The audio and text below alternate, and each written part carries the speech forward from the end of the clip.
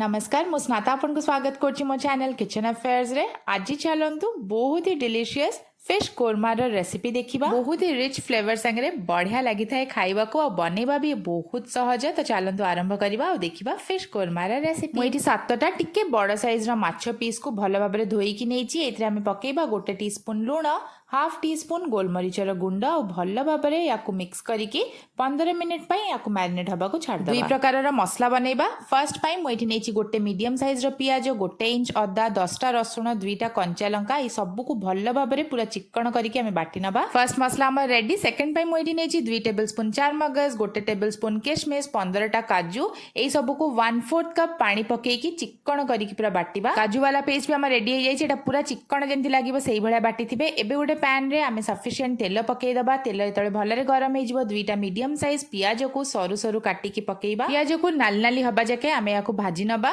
पियाज को लगातार एमति चलौथिबे ताकि यूनिफॉर्मली एटा नाल नाली हबा। एटी देखंतु हम पियाज पूरा नाल नाली हेकी भाजी हे जाई छी। याको गोटे प्लेट को काढी की साइड करी की रखिबा। सेम तेल जोथरे आमे पियाज भाजितले सेइथरे माछ को भी एबे फ्राई करी दबा। माछटा दुई साइड रु भलरे पूरा गोल्डन ब्राउन कलर हबा जाके आमे भाजीबा। एटी देखंतु माछ हमर बढ़िया से पूरा नाल नाली हेकी भाजी हे गलानी। याको गोटे प्लेट को काढी सब तक माछ को मु नाल नाली करी भाजी नै छी। सेम पैन रे आमे 4 टेबलस्पून तेल रखिबा और सेथरे पकेबा 1 तेजपत्र, 3टा गुजराती, 3टा लवंग, छोटटे दालचीनी के चलेई दबा। और तापरे आमे जो पियाज वाला पेस्ट बनेइथिले ताकू पकेई 5 रु 6 मिनिट मीडियम आंच रे याको आमे भलसे टिके कसी नबा। मसला रा कंचा गंध जिबा जाके याको कसीबे। एठी हमर मसला बढ़िया से पूरा कसी हे जाई छी देखि परथुबे। मसला को भलो भाबरे मझ मझ रे चलेई की कसीबे। एबे आमे जो काजू वाला पेस्ट बनेइथिले ताकू पकेई की भलरे मसला संगे याको गोळेई दबा। और तापरे 1/4 कप पानी एथरे पकेइबा और 3 रु 4 मिनिट ए मसला को आमे आउथरे कसीबा। मसला जेतबे हमर भलरे कसी हे जिवो गैस रा आंचटा को पूरा कम करिके एथरे हाफ कप दही पकेइबा। गैस रा आंच को पूरा कम रे रखिथिबा और याको एमति लगातार चलेई चलीबा जते पर्यंत कि एटा फुटिबा न आरंभ करछि। एई भलिया करले दहीटा हमर छिंडीबनी।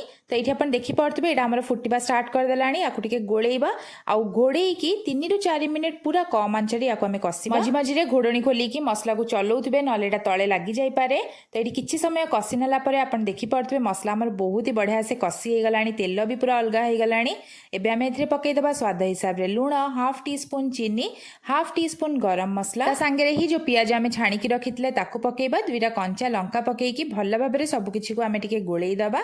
आ तापरे एठी मु पकोची 1.5 कप पानी। सब किछि को भलो भाबरे गोळेई दबा और याको फुटिबा को छाड़ दबा। तो एठी देखि परथबे हम ग्रेवी फुटी हलानी। भाजी की रखितबा सब तक माछ पीस को पकेइबा। धीरे धीरे करिकि याको एमति टिके गोळेई दबा। तापरे को घोड़ेई की पूरा कम आंच रे 3 मिनिट फुटिबा को छाड़ दबा। एठी हमर प्राय 3 रु 4 मिनिट हे गलानी याको फुटिबार। मु एठी घोड़णी खोलुची देखि परथबे केते बढ़िया सेटा कुक हे गलानी। तेल भी ऊपर को आसी गलानी। बहुत ही सावधान रे याको गोळेइबा नले माछ भांगी जाई पारे। तापरे इतरे हाफ टीस्पून घी, 1/4 टीस्पून केवड़ा वाटर पकेकी टिके याको मिक्स करिकि गैस आंच को बंद कर दबा। और ता ऊपर हमें गार्निश करिबा टिके फ्राइड अनियंस रे। घोड़ेई की 5 मिनिट रो रेस्ट टाइम दबा। तापरे याको गरमा गरम सर्व करिबा। बहुत ही टेस्टी लागे। ट्राई करंतु। अब भल लागिले लाइक शेयर सब्सक्राइब करिया को भूलिबे नहीं। नमस्कार, बाय बाय।